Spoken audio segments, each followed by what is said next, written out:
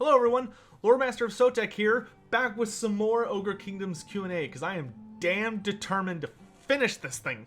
It's time to end it. Put it out of its misery. So let's just hop straight into it. Our first question today comes from Jacob Lane. Do you think we will see all of the notable characters of the Ogre Kingdoms? I'm assuming you mean Total War Warhammer. Or are we just going to get Grease's Goldtooth and Scrag the Slaughter? We will 1,000 billion% guaranteed see Goldfag Maneater. There's no way we won't see Goldfag Maneater.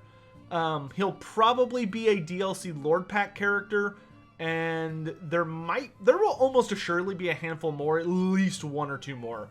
Creative Assembly seems really determined to get like every special character from the actual army books in the game, and even many characters from like other sources like White Dwarf magazines or older books. So I would say it is probably very likely we will see, I would guess probably somewhere between 4 to 6 Ogre characters. If I had to guess, probably Grease's Goldtooth, Scrag the Slaughterer, Brag the Gutsman, Goldfag Maneater, Gark Ironskin seems like he would be a very reliable pick.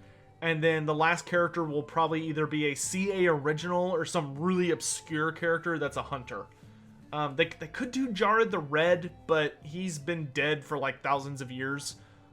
And it would be really weird to see him. Like, there are some characters they've brought back, obviously, like Rapunz de Leonis and Vlad and Isabella. But to me, those make sense. Like, there are ways you can explain why they're alive. And it fits the narrative. But, like, Jared the Red coming back would be super weird. I would much rather them create their own character. Moving on. Harry Andrews. How did the ogres take out the Sky Titan population? What tactics do they use to hunt giants? Who can eat more, a troll or an ogre? Okay, so the only one of those we really haven't answered is kind of the second one. When it comes to hunting giants, the way that ogres deal with them typically, as goofy as it sounds, is just through raw strength. Like, tyrants can go toe to toe with a giant and can beat them. Ogres have a concept called big names, and a big name is basically a title you earn in ogre society by accomplishing something really impressive. And one of them, I believe, is called a giant breaker, and that's literally someone who has defeated a giant basically one-on-one. Not always, but most of the time. That being said, if they're dealing with like a particularly nasty giant, like a bone grinder, one of the probably most reliable methods for killing a giant for ogres is you pick up a really big rock, so like a boulder, right? And you just freaking hurl that thing like your life depends on it and try and pelt a giant in the head. Because ogres are strong enough to do it, and to like make that distance with a pretty good sized rock. And the thing about giants, all giants, is that they are super uncoordinated and very gangly, awkward creatures. So if you manage to pelt one in the head with enough force, it's gonna fall down. If it falls down, it might just die on impact, depending on what it lands on, but it will definitely be stuck on the ground for a moment, just due to like the shock, and the ogres would just swarm over him and kill him. Like, it's not that hard for them. And then the trolls question, ogres would out-eat trolls most of the time. Almost always. Arthur Daphos. Could the Ogre Kingdoms be strong and powerful enough to conquer the entirety of the Darklands in the Empire if they were all gathered in a big army/coalition? The Darklands, definitely. Now, the casualties they would take if Grease's Goldtooth got everybody together and he marched over to Tsar Nagrun to take it, they would definitely be able to wipe out all of the Chaos Dwarf outposts and probably the capital itself. Relatively straightforward, but the casualties they would suffer would be horrendous. Like, the Ogre Kingdoms would be crippled for centuries due to the sheer, like, damage and population that would take. It's worth noting that when the Ogres originally came to the Mountains of Morn, they actually fought with the Chaos Dwarves a bunch. But it was a standstill. Like, the Chaos Dwarves could not reliably push into the Mountains of Morn to wipe them out because the Ogres just repopulate too quickly, and the Chaos Dwarves are very slow to march somewhere due to, like, the absurd amount of crap they take with them. But the ogres, for the life of them, could not do anything of value to Zarnagrund. Modern day ogres could definitely handle it, but it would come at a high cost. The Empire, probably not. If the ogres were to do a full invasion of the Empire would know about it. Like, you can't have that many ogres on the move and the whole world not figure it out surprisingly quick.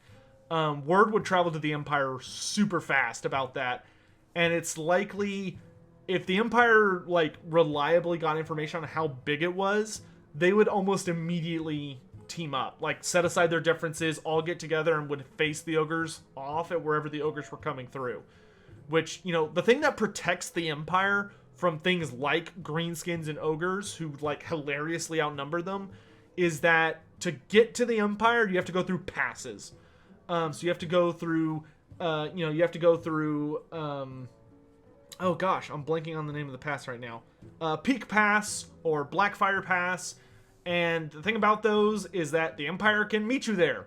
And they're very, very good at fighting enemies that are stronger and more numerous than them, but are squeezed into a little tiny space. That's where the Empire really excels.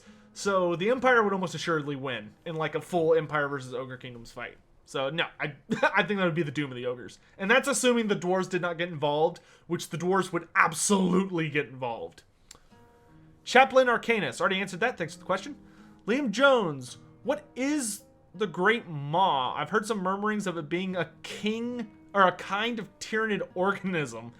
Honestly, that would be really fitting, but also terrifying and kind of hilarious at the same time if the Great Moth was actually a tyrannid. But the 40k and fantasy universes are not connected. They're completely separate. The Great Moth is the TLDR. I mean, I've already answered this in spades, but the tyrannid part of it made me laugh, so I wanted to answer this.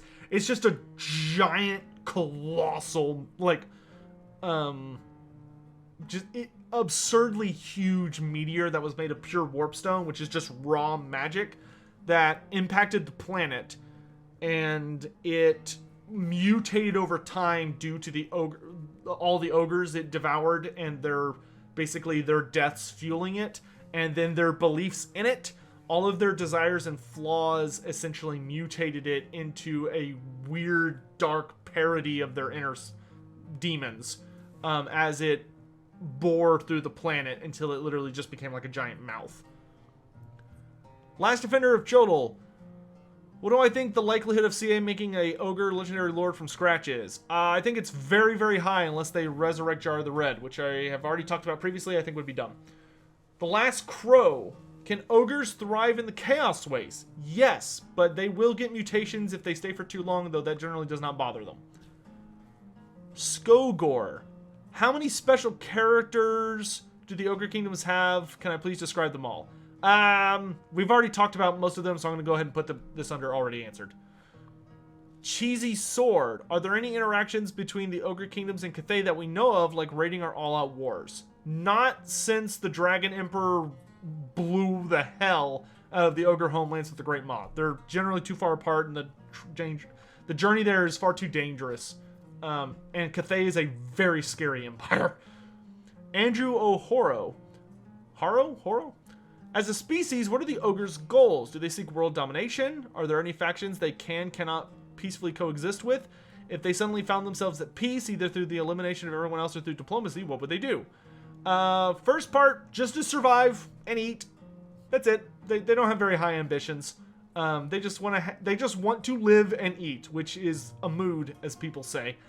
Or do they call it vibing now? I'm getting old. Only when it comes to, like, do they seek world domination? Only really, really powerful tyrants like Grease's Goldtooth seek that. But they're literally willing to trade or put up with anybody. Except the Dragon Ogres. They hate Dragon Ogres. Screw those guys. They don't like them. If they found themselves completely at peace, they would just trade and eat and reproduce until they inevitably, like, got to the point where they were overpopulating and were getting through their food source too fast, in which case they would start invading again. If they had nobody to invade, like they had somehow taken over the entire planet, they would split into factions and start fighting each other for food sources. And it would probably turn into an apocalyptic, post-apocalyptic world real freaking quick. because ogres are not good at conserving resources. Nathan Cohen, already answered. Thanks for asking. Harrison Anton, what interactions have the Game 2 races had with the ogres? So many. So many. But I'm going to put that under already answered because we talked about a ton of them. Alexander Stober, we've already answered almost all of these except for a couple. Number 1, or technically number 5, but one that I'm answering. What is an ogre's preferred method of eating? Very, very messily. In fact, if you're at a great feast or just a regular feast with your tribe and you're not eating messily enough, you will get in trouble. Like a bruiser will come over and attack you or like smack you upside the head or chew you out verbally or maybe physically if you're eating too neatly. That's considered an insult in ogre culture. And then your 9th question, which is the second one that I'm going to answer. Have there been any notable special character fights between ogres and the other characters? Basically just like the Grease's Goldtooth versus all the greenskin characters, which he eventually lost, but he was at least a very difficult fight for them. And then the last question I'm going to answer, how strong is an ogre's bite? Can they bite through armor? Yes, very easily if it's anything like steel or below. Iron would need to at least, or armor would need to at least be made, or metal. It would have to be of the grade of meteoric iron or gromril, I think, to like stand a reasonable chance of an ogre not chomping through it. And thanks for the nice words, my dude. Alexander Stobers, back again. What are the ogres' relationships to the elves? High elves, dark elves, and wood elves. Neutral for all 3. How powerful is an ogre fire belly compared to the other fire wizards of the world?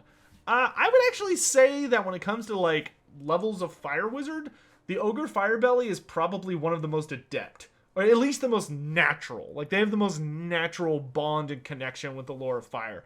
They're not necessarily like the mightiest, just because ogres tend to be natural wizards, not like studious or power-seeking ones. So they're not like constantly desiring to increase their power.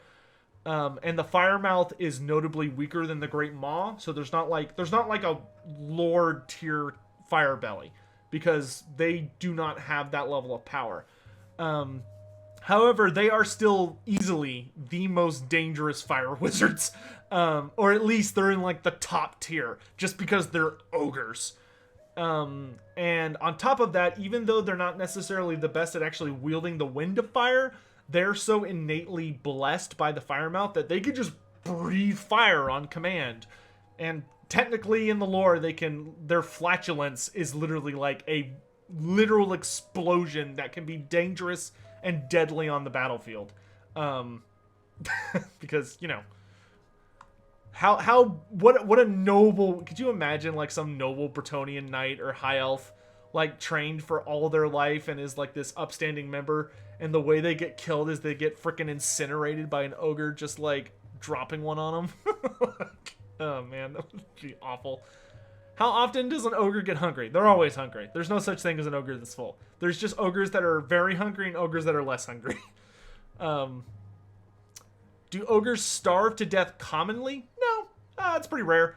Ogres are surprisingly adept at finding something to eat. And they can last off of their fat stores for a pretty surprising amount of time, considering how much they eat. They seem to eat more out of a just kind of a constant desire due to what the Great Moth has done to them, as opposed to an actual physical need. It's more like an addiction. I don't know what this is. I guess technically it's a name, but it's in symbols that are gibberish to me, so thank you for the question. What is the relationship between ogres and dwarves? I would expect the Dawi to hate the ogres so much that they hate the greenskins, since they're pretty similar.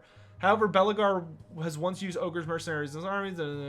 I was wondering, what do the Dawi think of the ogres, and why are they willing to negotiate with and employ them?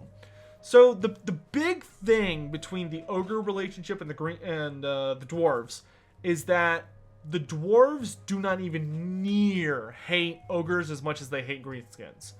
The big reason for that is that the ogres have never been responsible for a major tragedy to the dwarven kingdoms in the old world that the dwarves are aware of.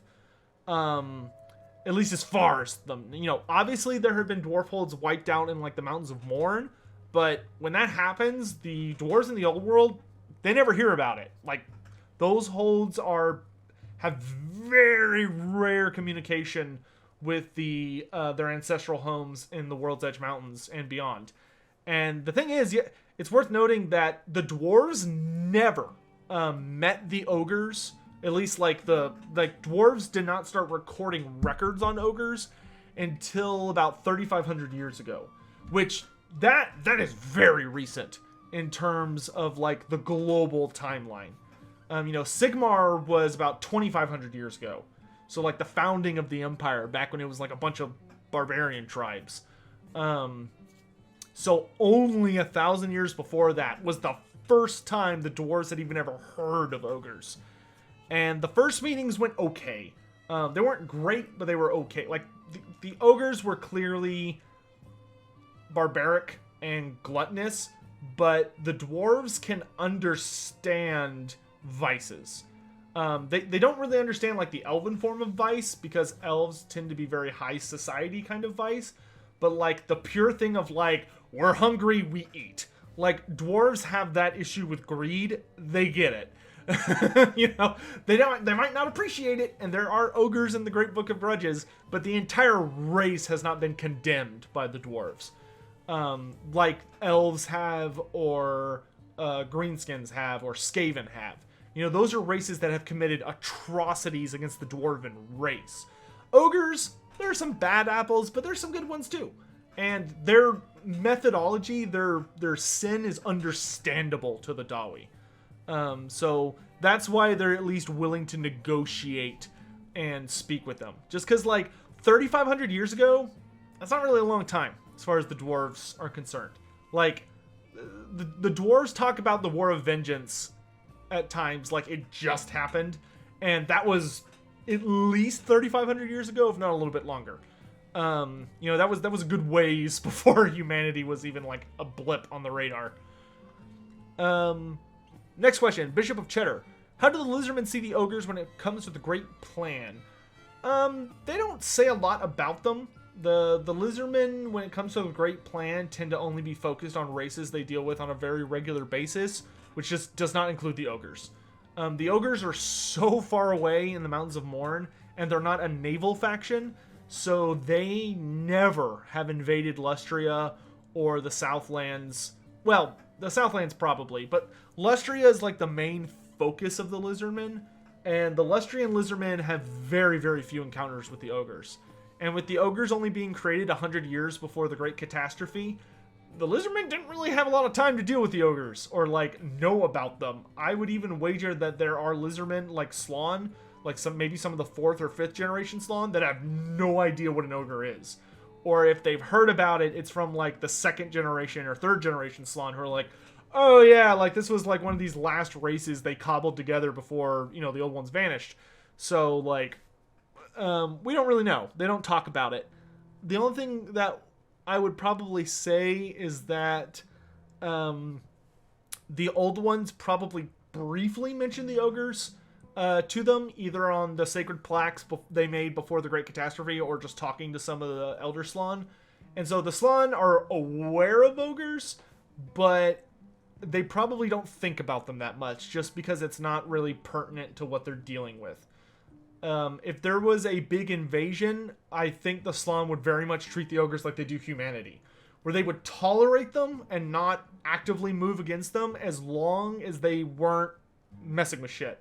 So like if the ogres were just running around the jungle frolicking and chasing dinosaurs to eat and stuff, the Lizardmen would be like, just leave them alone, they're fine. But if they started like raiding temples or trying to like eat Lizardmen or steal stuff, then we have a problem. And ogres are, for how gluttonous they are, they're also fairly greedy, thanks to Grease's Goldtooth helping them understand that gold is like equivalent to red meat as far as like finances go. So they would definitely have problems with the Lizardmen eventually. Orc Warboss 73. Was the Great Moth actually summoned by Cathay's emperor, or was it a meteor that then turned into a god? So the facts about the Great Moth is that we know somebody, we know Cathay. We're not sure if it was the Dragon Emperor himself or his like conclave of astromancers, But somebody in Cathay, under official orders, literally saw a big old meteor and plucked it from the sky and redirected it towards the planet. And it came down hard on the ogres. And we know that the ogres had been really pissing off Cathay fairly recently before this impacted the planet. The actual facts we have about the Great Moth, though, as far as like when did it stop being a meteor and start being the Great Moth, we know that when it appeared in the sky, it showed up as a giant light of glowing green black flame that grew every day until it was so big in the sky from the ogre's perspective that it looked like a second sun. Like, it was like this huge thing because it was coming right for them. But when it got really, really close to the planet, the corona so like the aura of flames around the blinding light, the actual warpstone part of it, gave off the appearance of a very large face, or more accurately, a mouth. So it's probably around this point when it's like was on that ugly trajectory that the ogres were starting to imprint on it, because they were so focused on it and they were probably starting to believe it was something, and they started having those faith / magically attuned interactions with the Great Moth that it started to shift and it became a mouth. And then when it slammed into the earth and it consumed millions of ogres' souls, that's when it absolutely became a giant fleshy abomination within at least, at most, a few maybe weeks or months. Next question. JF. If the old ones had been able to complete the ogres, how different do you think the setting would be? Their accomplishments are already some of the most nuts in Warhammer Fantasy that I can't help but think of all this unfinished talk as purely elven propaganda. You know, it's funny you say that, because the canon theory of them being unfinished actually does come from the elves. But it does seem very likely that they are unfinished based on what we know about them and their relationship to halflings and kind of comparing them to humanity. But if they had been completed, it's very likely they would have been notably more intelligent, that's for certain, and probably very inclined to build and create as opposed to just consume and like subsist. Whether the old ones would have been able to like isolate the part of their anatomy or their design that causes them to be so gluttonous, whether they would have been able to like isolate that and remove that flaw, that would have been the real question. As the big consistent theme with the old ones is that every single race they created had one really big glaring flaw. You know, the elves were far too attuned to magic and arrogant. The dwarves were far too resistant to magic and stubborn. And also kind of greedy. The humanity was a little too adaptive, so that it was so adaptive to the point that it could even be influenced and taken in by chaos fairly easily. The halflings are hardcore kleptomaniacs and are very foul creatures, and as far as like their nature goes, and they're also just kind of generally dirty, nasty little boogers, and they're also very physically inferior when it comes to anything that doesn't involve like being small and sneaking around. They are good at sneaking though. And then ogres, of course, are super duper gluttonous and kind of stupid. You know, giants were really, really well designed, but they were difficult to make, and they were far too few and isolationists. The Lizardmen, while being perfect custodians, did not have like the natural ability to engage with the realm of chaos in the way that would have allowed them to actually like create what they needed to take on the dark gods. At least that's what the old ones thought. When Tehenen 1 happened, I think something changed. But that's a discussion for another time. Let's see. Ogre... Okay, I'm just going to say your second name here. Schrodinger. Thanks for the question. I already answered it. Dmitry Habenka. Do the ogres have traditional cannons or other artillery like dwarves, or do they only have shorter range handheld cannons? They have the handheld cannons, which shoot purely grape shot type stuff, and those are called lead belchers. And then they have the big cannon, the biggest cannons. which are called iron blasters. And the iron blasters are so comically large, and their cannonballs are so comically large that like they function like normal artillery, but anything they shoot is just dead. Like technically Queen Bess is bigger, but Queen Bess is also more like a mortar, not a cannon. The iron blasters are legit cannons, and they will just mop the floor with anything they fire at. Plus, they're so big and heavy and sturdy, these big old bronze cannons, that the ogres, just to move them around, made giant chariots out of them pulled by Rhinox. And an ogre rides on the back who, like, reloads it and fires it. And it's so heavy and so sturdy that they use it as a chariot. So, whereas most cannons are like, pew, like, yeah, sure, the cannonball's gonna hurt, but if you get them in combat, you just kick their ass. The Iron Blaster is a very ogre invention, because it's like, not only is it one of the most devastating pieces of artillery, just due to the sheer, like, size of the munitions it fires, but, if you try and, like, take it out, the ogre's like, fucking charge! And you get run over by a primordial, colossal Rhinox, which is like the rhinoceros's ancient ancestor in our world, who's pulling like a multi-ton cart of just death and destruction right over your frickin' face. So, yeah, I love the Iron Blaster. It's one of my favorite things. Constantine Robert, already answered. Thanks for the question. Richard Tufts, what's the biggest thing an ogre has ever eaten? Sky Titans. Death's Day Off Person. Have ogres ever lived in a fallen dwarf hold with the intent to live there permanently? If so, why don't dwarf slayers like Gotrek, who can't seem to find decent deaths, attack these holds with the intent to clear them out or die trying? No, ogres are not fond of underground settlements. They really don't like that. And seem to much prefer being above ground instead of underground. The only times you tend to find ogres living in like caves or subterranean lairs is the ogres who live so high up in the Mountains of Morn that they can't live outside because like the weather is too extreme and it's too cold. So they live in like lairs and stuff and like caves and are constantly fighting monsters and stuff for that territory. But they would not be interested in the dwarf hold for the most part. That would probably just be too stagnant for them, and you have to remember they're very nomadic. Ogres don't like to stay in the same place for very long, and they tend to want to move around.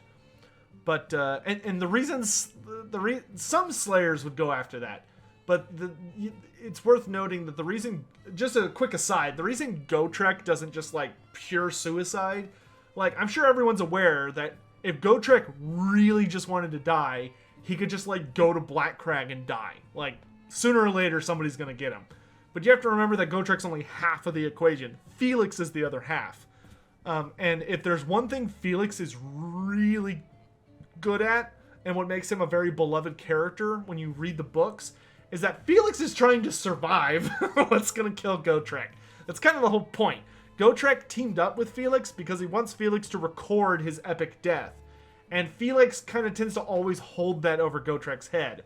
If Gotrek tries to suicide himself against something, Felix is like, "Ah, man, if you do that, I'm gonna die, and if I die, nobody's gonna know your epic story." Or he'll do something like, "Oh, Gotrek, if you run out and fight those scouts and get killed here, that's gonna be kind of lame than if you were to help keep sneaking around with me and we find the warlord. Then you could die against him, and that's way better." Like, Felix manipulates the shit, or I almost think you could call it gaslighting, but it's to keep Gotrek alive, so it's okay. Yeah, there's a little fun fact there. Fez Waller asks, is it possible for an ogre to be able to use both gut magic and fire magic in the case of fire bellies? Has there ever been an ogre who has? And do I think with Total War Warhammer the Ogre Kingdoms will be a main race or a DLC one? Is there enough notable characters for them to have 6 to 8 legendary lords? So, no, wielding multiple winds of magic is super hard. It's exceedingly difficult. And requires an insanely gifted wizard who either is like prodigious in their power or has a very, very, very long life and can afford to like study multiple winds of magic for a really long time to master them all. Ogres are neither of those, so no, they only wield one lore of magic. When it comes to Warhammer 3, I believe the ogres will be a mainline race because they have a massive roster. So they will do well as like getting most of their roster in with the base game and then probably like a Lord pack down the line. And while it may not seem like it, the ogres actually do have many characters. You know, they have 4 in their main army book, and then they have a just absurd amount between like all the different White Dwarf magazines and of course a lot of famous ogres from back in the Dogs of War days. Kelgar Iron Fist, already answered those. Thanks for the questions. John Blankenship. Already answered that. Already answered that. Already answered that. Already answered that. We already answered those. Thanks so much for the questions. Jordan Curtis. Who do the ogres love fighting the most? Already answered. I don't know why I read it out if I was going to say already answered. How did how did the ogres know the location of the Sky Titans? They didn't. The ogres just completely discovered them on accident when they were just wandering through the ancient giant lands.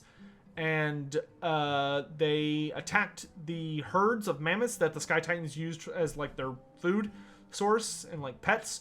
So that pissed them off, and they attacked the ogres in retribution, which did not go well for them. And the ogres were able to find the sky castles because they're absolutely enormous, and they're pretty easy to find once you're up in that really, really high area. Bada, what is the opinion of the ogre? We already answered that. Cube. Since the ogres are fleeing from something, why have they settled and not kept moving and sweeping through? That's Age of Sigmar lore, not fantasy. In Age of Sigmar, there's a ogre subfaction. There's 2 ogre subfactions. There's like the Maw tribes, which I think are technically called Gutbusters. I can't remember. And then there's the something Raiders. Can you tell I play ogres? But one of the ogre races is literally chased by like a sentient blizzard called the Everwinter, if memory recalls. And that's Age of Sigmar. Let's see. Jordan Curtis, already answered that. Rigados, already answered. Eckardir Thalion, already answered those questions. Thanks so much. Cat, already answered those. Thanks so much. Boba Fett 99.3, already answered those. Curse Fanatic, already answered that. Jordan Curtis, have the ogres ever teamed up with the Beastmen, or do the Beastmen hate everything too much to let them join? There's no record of ogres ever teaming up with Beastmen, but that does not mean it could not happen. It certainly is possible for the 2 of them to team up. The Beastmen would probably find the ogres very, very useful for destroying a like particularly well fortified city or base or something, but the Beastmen would have a very trigger happy response of like instant violence upon seeing some ogres. So it could happen, but it would be difficult for it to happen. The most likely time you would see them fighting together would be like part of a larger chaos horde, and then you might see like a Beastman joining up with that army, and there's like a giant chaos ogre contingent or something. Citizen Kane, already answered. Kaz Thomas, already answered. Thanks so much. Madros. Does cannibalism make ogres into ghouls? No, that only affects humans. Only humans will turn into cannibals, or will turn into ghouls through cannibalism. And that has to do with the fact that dark magic is drawn to acts of horrid violence, death, and suffering, which cannibalism tends to be like, oh, that's smushed together. So if you are a cannibal in Warhammer Fantasy, you will degenerate into a ghoul over a period of time. It's not like if you're like the local cannibal hiding out in Altdorf, like you're the Jeffrey Dahmer of fantasy, you might not turn into a ghoul. You're certainly going to be grotesque, and there's going to be dark magic naturally drawn to you because of the acts of violence and horror you commit, and suffering. So you're likely going to turn into a ghoul, but it's not guaranteed. Generally, to turn into a ghoul, for like someone normal to turn into a ghoul, there is usually a necromancer or vampire involved who is like preceding what's going on and like is intentionally causing that to happen. The only natural type of cannibal that tends to occur, like a colony of people that get isolated and start cannibalizing each other, will turn into ghouls very, very easily. But probably the biggest one is a Mourn Ghoul. But a Mourn Ghoul can only be created by someone who is forced to give in to cannibalism in like really scary high mountains where there's like howling winds of magic and dark magic is like all over the place, and basically their horrid hunger and despair will draw the winds to them, and it starts turning them into something really scary. Let's see, the rest of these, are there, no, there's no ogre demon princes or lords or anything like that. How come there are chaos ogres if the old ones made them resistant to it? Because they're resistant to it, but they're not immune to it. Nothing is immune to mutation. And if anything is saturated in chaos garbage for enough time, it will mutate. The reason there are chaos ogres is because ogres love eating and exploring and get some jollies out of fighting. And those ogres who venture north for whatever reason will usually find a lot of satisfaction fighting alongside chaos, and so they just stay there. And they stay there for so long that they start to pick up that culture, and they start to worship their gods, and they start to mutate because they've been around chaos for just a truly absurd amount of time. We've already answered that. Yeah, we already answered all these. Thanks for the questions. Jordan Curtis, how fat can an ogre get? See Grease's Goldtooth. He is very, there's a lot of rolls there. They can get quite fat. However, the bigger and fatter an ogre gets, it tends to directly correlate to how like terrifyingly strong and old they are. So it kind of falls under the rule that while they are colossal creatures and they get like hilariously obese, they're still like terrifyingly powerful. And if they need to get up and move, they can. But usually when they hit that point, they're so like opulent that they choose not to, because only poor people walk. Would an ogre be seen as a disgrace if they became muscular instead of fat? It would be an indicator that that ogre is not doing well. If an ogre became like really lean, other ogres would probably think they were sick, which would probably be the case, or that they're like really poor or desperate. It would not be a good sign. So yeah, I guess you could say it's a disgrace. Generally, if an ogre is skinny, it's called a gorger, and those are literally like insane feral monsters. If ogre vampires are still... So, ogre vampires could happen, but there has never been one. Cat59, thanks so much for the questions.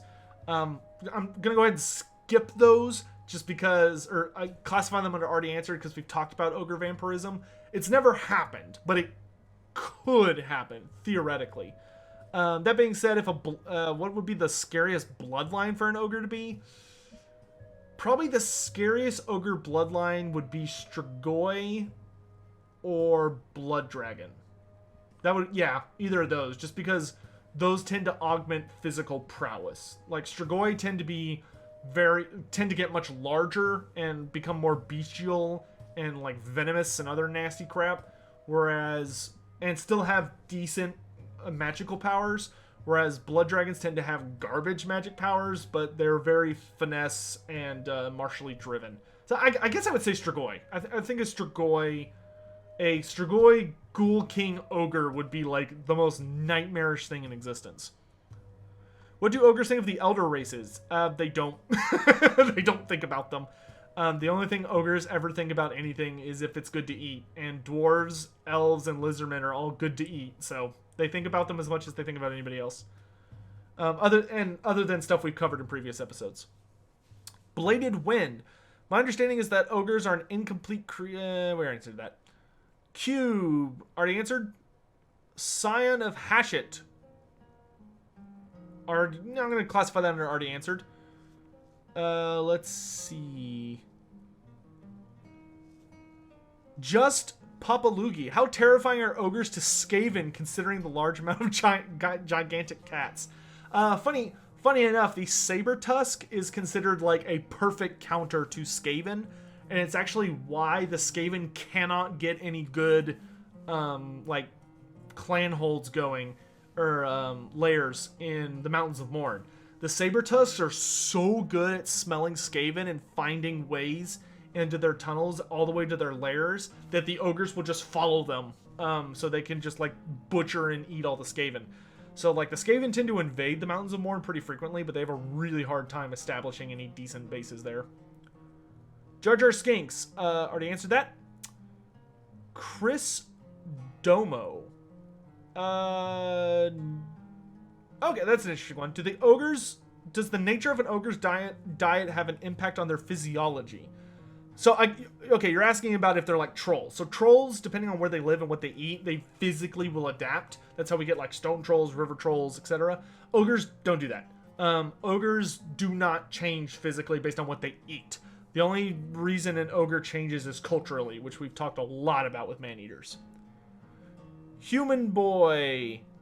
If Grimm Gore hadn't taken the ogres into his wall, what would they have done during the end times? Based on how Games Workshop treated them, absolutely nothing. But if it had been written well, then they probably would have continued going west until they ran into the, like, dwarfholds. And if the dwarfholds were already dead by that point, or abandoned, or so locked up the ogres, like, couldn't find a way in, they would just keep going west until they ran into either order or chaos. In which case, I feel very strongly the ogres would have signed up with order almost immediately. Like the pantheon of good guys. Especially if Greases had become an incarnate, then he guaranteed would have joined up with them. Greases should have been the incarnate of metal. I still get angry about that. Or no, wait, not metal. Never mind. That's like a whole tangent. I'm not going to get into that. That'd be a whole tangent. Bada, who would win in a fight between Greases and Tarex the Brass Bull? Probably Greases. Yeah, I'd say Greases. Tarex the Brass Bull is a very berserker type fighter. He's like, you know, the largest Doom Bull there is, and he's practically a metal automaton that's impervious to most forms of damage. But his strategy is just to like bull charge you and just come in swinging with his twin axes. Against Greases, that would probably not pan out well. Greases could literally just take up the Sceptre of the Sky Titans and be like, and that would be the end of that would be the ignominious end of Tarex the Brass Bull. You need a little more tact if you're gonna fight Greases. You can't out brute Greases Goldtooth. He's just too big because of that goofy ass scepter. Krug, already answered that. I think, oh God, I think most of these we've already, oh my God, look at this. This person, who is this? Who just asked me 30 freaking questions? The Great Scholar. Fitting, I suppose. Let's see. Already answered. What happened to Groth One Finger after he became the prophet of the Great Moth? I believe he lived a fairly normal life among ogre kind as, like, the main prophet and eventually died due to old age. He was never playable on tabletop. Were the ogres more civilized before the Great Moth was created? Yes. They didn't have a bottomless hunger before the Great Moth was created. That was like kind of the side effect it had on them, is it literally gave them an endless hunger. So they were not as bad back then. Already answered that. What's the most impressive feat of magic an ogre has performed? Probably Scrag the Slaughterer. Scrag the Slaughterer, who we've talked a lot about, when he really gets going, like slicing and dicing people and throwing them into his maw pot, his magic can get so insanely strong that he will instantly regenerate from any and all damage, as will all of his Gorger buddies. So not only does he like summon an army of Gorgers to the battlefield, but he makes them into like unkillable juggernauts of sheer terror. That are literally unstoppable because they're like crazy regenerating. They have endless stamina. Their muscles get like ripped and their claws become magically charged so they can tear through any defense, like any armor or anything like that. And if he gets going, you lose. Period. End of story. It's to defeat Scrag the Slaughterer. It is not a method. There is a hard timer. You know how if you play like an MMO, there's a rage timer on bosses where if you don't beat them fast enough, they get like supercharged and they kill everybody? That's Scrat the Slur. He has a rage timer. So, like, you have to kill him before he, like, gets all the way going. How long do ogres live? Usually in the ballpark of centuries. Not always, but most of the time. I want to say, like, 2 to 3. But I wouldn't quote me on that. I'd have to... Ogres very, very rarely... I've never heard of an ogre dying of old age. Like, Groth One Finger was probably eaten by somebody or died against in a battle. I've never seen a written thing about an ogre dying of old age, so I'm not exactly sure how long they make it, but I want to say centuries. I know for sure they can live for centuries, actually. So maybe a millennia? Best case scenario, they seem to live either equal to or a little longer than dwarves. What is the ogre afterlife like? They don't have one. Do the ogres know the old ones created them? No. Do you think if Greases had not been so arrogant, he could have defeated Grimm Gore? Yes, absolutely. I think if Greases had been much more cautious and had either allowed Grimm Gore to be worn down a bit or engaged him like with an honor guard, because Da Immortals would have gotten absolutely slapped by Greases' personal iron guts. But I think if Greases had been much more cautious and made sure to like keep both hands on his weapon and not greedily probably reach for Grimm Gore, which he almost assuredly did, then he would have been fine. How did Greases get the Sceptre of the Titans? If I recall correctly, it was either passed down in the Goldtooth tribe, or he somehow either purchased it or acquired it from where it was stationed, but its history is not super well detailed. As for like its magic, he did not enchant it. The scepter of the Titans is a Titan artifact, so it's something the Titans themselves made. Do the ogres believe that Cathay is responsible for the Great Moth? No, they don't know about that. They just think it happened. Is it possible to kill an ogre with poison or venom of any kind? If it's not a butcher or slaughtermaster, yes. Butchers and slaughtermasters are completely immune to all forms of toxins. Do butchers and firebellies get along? Yeah. Because they don't believe, like, opposing theories. They both believe the Great Maw is a god, and they both believe the Firemouth is a god. All of them think that all ogres believe that the Firemouth is the offspring of a union between the Great Maw and the sun. So those aren't competing deities. How were the ogres released upon the world if the old ones were not done creating them? Well, the old ones didn't have, like, labs, like laboratories floating in space. Like, they were literally working on creatures as they were roaming around. The way old ones create races is they don't, like, pick them up and, like, zap them with lightning and then put them back down on the ground. They're like, boom, look at that. It's more of they, like, very carefully guide their evolution.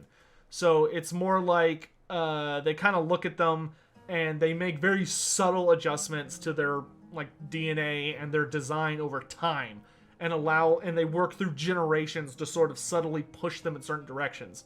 That's why they reach a point where they're like, okay, this isn't really working out. We want to keep this because it could be useful, but we're not like, we don't think we can make this any better. You know, they can't just pick up the elves and be like, these guys are a little too arrogant. Let's just Control Alt Delete, get rid of that, and start over. They put so much work into the elves and the dwarves and men and the lizardmen and everything that they didn't want to get rid of anything, because it would just take forever for them to get anything out of that. Like they put in the work, they want to keep what they made so far. It's not perfect, but it's acceptable. You know, the ogres, they had just started that process of they had like a clay, they had pushed it around a little bit, they kind of had it going, and they were like, okay, we'll keep working on this. And then the war against the Chaos Gods intensified to the point where I imagine they couldn't keep up with them anymore. And then they vanished or died or whatever. Are the ogres the reason not many hobgoblins have been found further west of the Mountains of Morn? No. Hobgoblins... the main reason we don't really see them west of the Mountains of Morn is probably best described as the Chaos Dwarf issue, which is that if hobgoblins come to the Darklands, the Chaos Dwarves are like, you guys work for us, or we'll enslave and kill you. And the hobgoblins are very keenly aware of that. So if you're a hobgoblin and you don't want to work for the Chaos Dwarves, you stay east or north. In the hobgoblin-like Khanates, you do not go to the Chaos Dwarf lands unless you're going to work for them. Is it possible to fall through the Great Moth and end up in the Galleon's graveyard? No, you would die before then due to...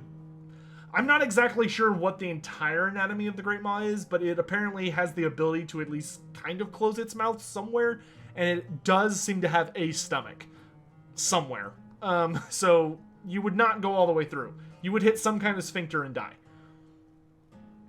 Do trades come from Cathay to the Empire, or will the ogres not let them through? Oh no, they'll let you through. You just have to pay like immense tariffs and bribes. Have the ogre tribes settled in the strongholds of the Sky Titans permanently? No. The ogres knocked all those down and then kept moving. The ogres are not super smart, and while the fortresses of the Sky Titans probably might have provided them with some shelter, you have to remember that when the Great Moth impacted the planet, it threw up just insane amounts of warpstone dust into the upper atmosphere, and the ancient giant lands are way too high up. I think even if the ogres had never gone there, the Sky Titans would have started having problems with like mutation and other issues like that, just because like the absurd radiation levels up there were just nuts. So the ogres moved on. Those who stayed behind became Yetis, but all the Sky castles were torn down. They were knocked over.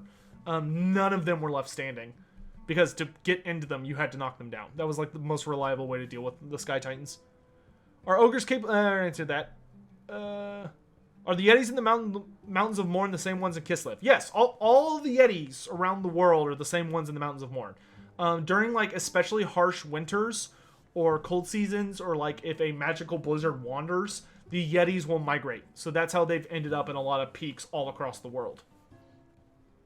Did the ogres kill off most of the dragon ogres when they moved to the mountains of Morn? The ones that were there, dragon ogres are all over the place. Like anywhere where there's really ancient high peaks, there's going to be dragon ogres.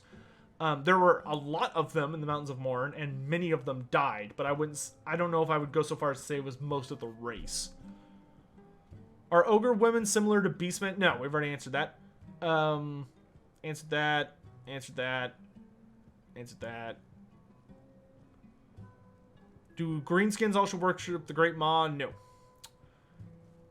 Do ogres get any health defects from being overweight? No, they're like the sumo wrestler version of being overweight, where like they look very large and obese, but in reality they're like surprisingly well built for it.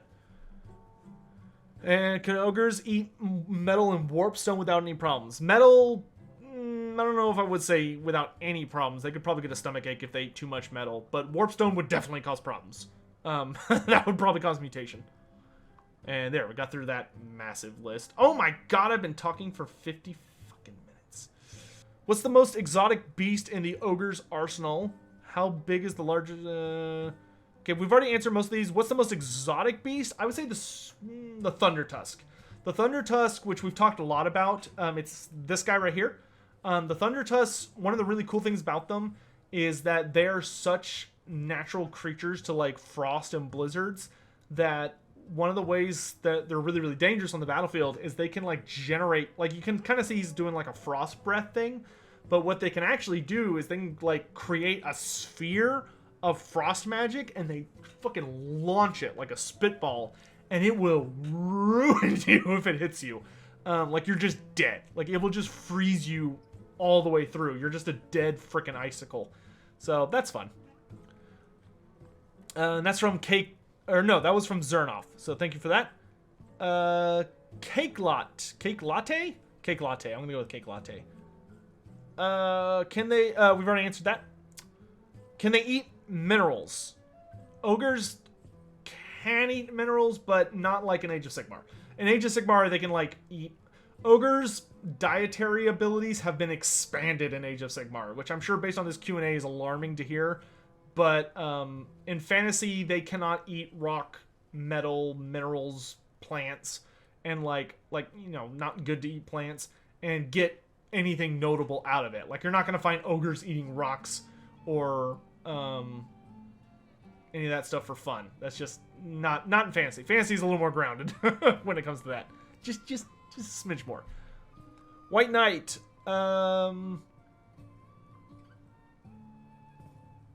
Who was brave and or stupid enough to ask ogres how humans and other races taste?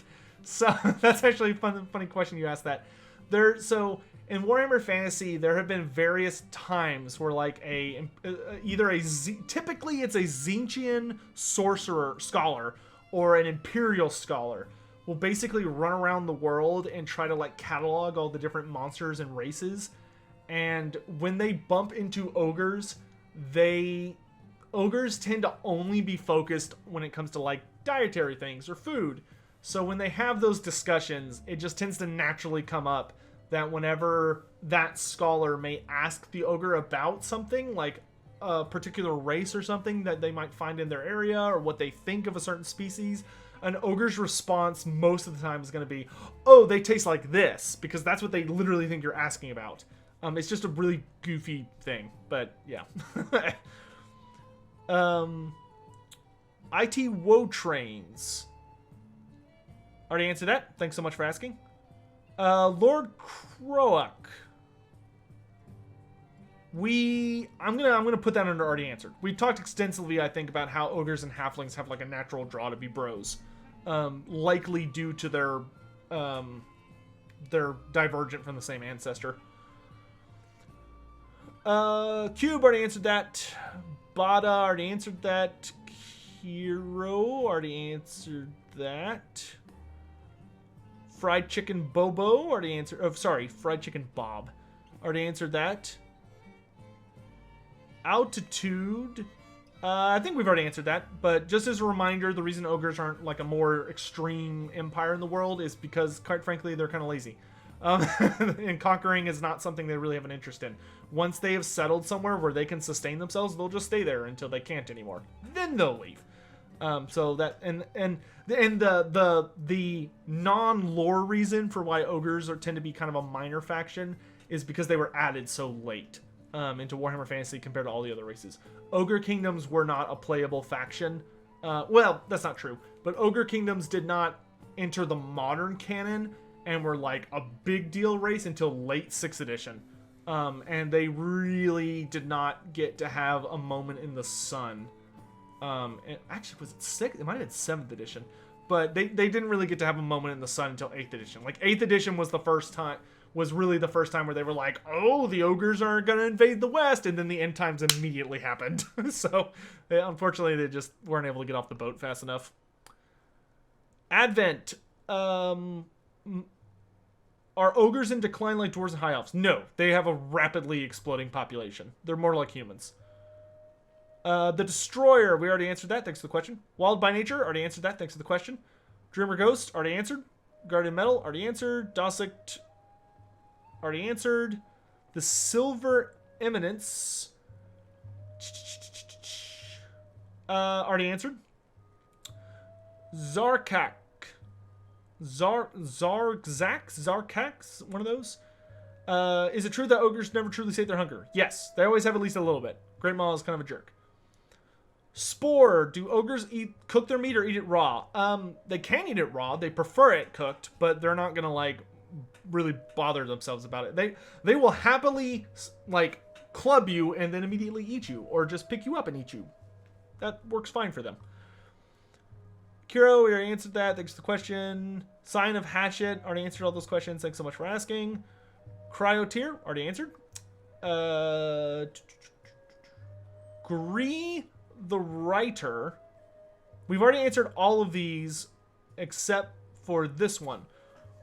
Well, maybe these two. I'll answer these two.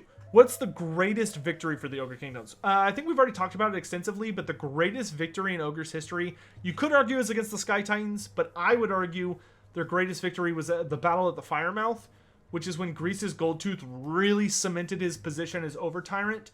And the reason it was such a big deal is because it was like this massive horde of Greenskins led by a massive contingent of Black Orcs.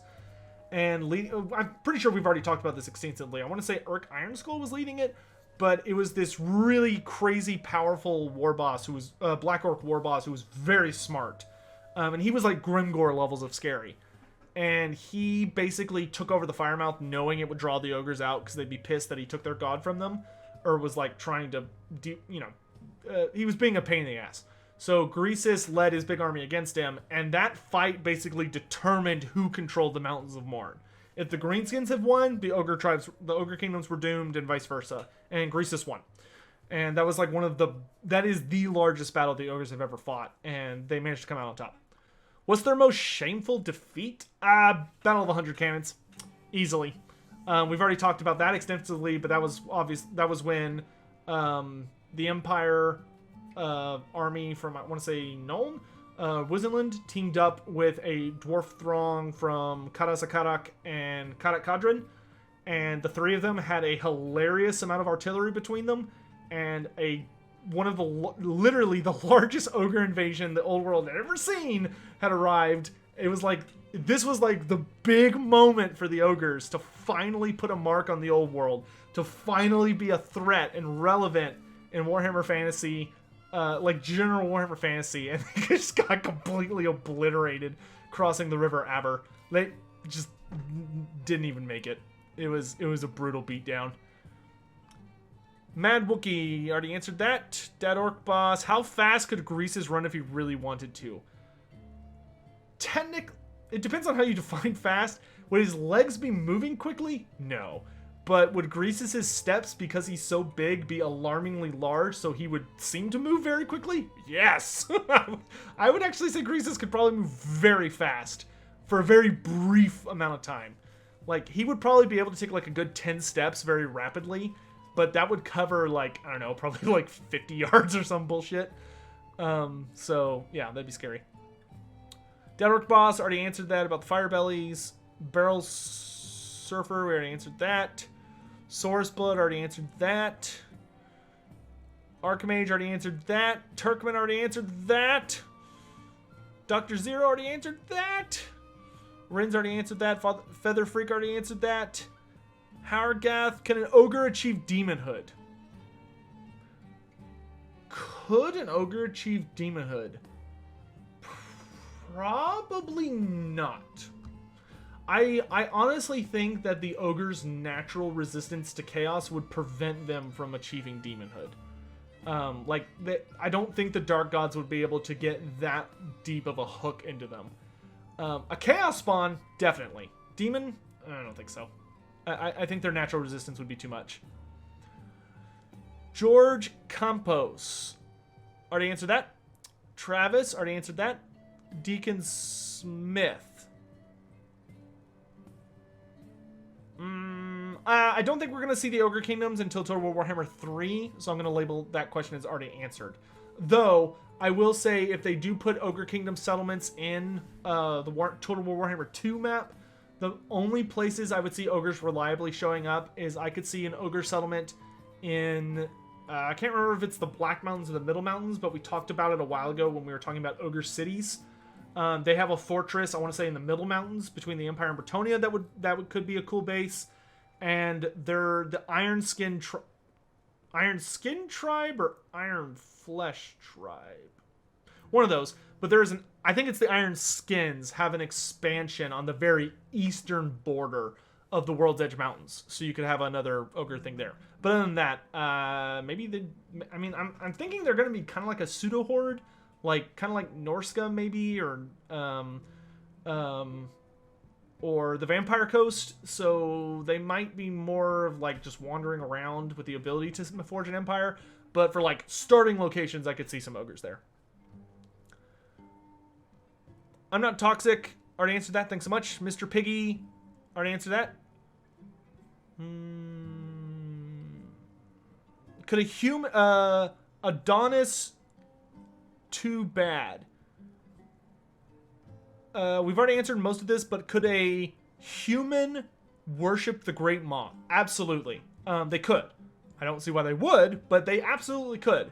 Would it allow them to use spells from the Great Moth? Not without performing the same rituals that butchers do. Like, I suppose if a human was super determined to become like an ogre shaman and joined a tribe and studied and had like a natural affinity for magic, he could theoretically study under a bruiser and learn to cast gut magic. But I think it would be very, very harsh on a human.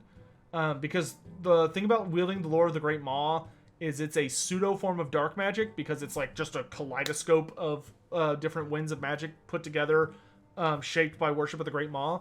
And the downside to that is when a ogre casts magic from the Great Maw, there's a decent chance the Great Maw is literally going to take a big old freaking chunk out of their soul or body. Like, it'll just eat a piece of them. But a butcher can regenerate by also using that magic as the Great Maw showers them with blessings.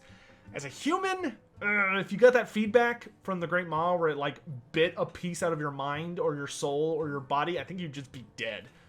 So, yeah, you could, but it probably would not be a very long career. Already answered those questions. Cam D, thanks so much. Diego Texiara, thanks for the questions. Already answered. Same for Village Elder. Same for Christian CC and Polex41. I'm going to classify that as already answered. Ethan Mitchell, I think I've given y'all enough information on how ogres do in like versus matchups. Donnie Loggy 777. Already answered those. Thank you. Diego Camocho.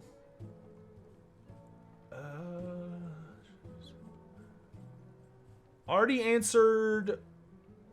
I would say already answered all of these. Except, okay, I'll answer two of these. One, is a Nobbler free to leave an ogre tribe? Yes, but he will probably die by himself.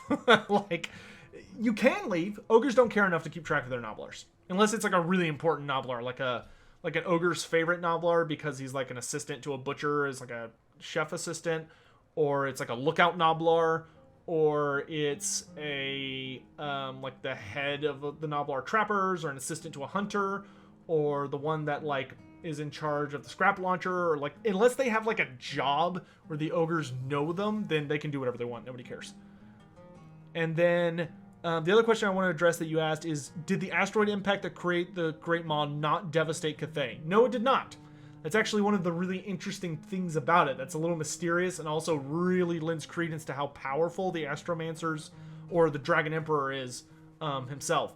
Because theoretically, that impact probably should have affected Cathay pretty negatively, but it didn't. The Cathay Empire, either the Astromancers / the Dragon Emperor were so precise with like how devastating the impact would be that they knew the shockwave or the downside, the side effects would not reach them, or they were able to use their magic to just completely block any potential negative effects. Either way, that speaks to some pretty scary power levels.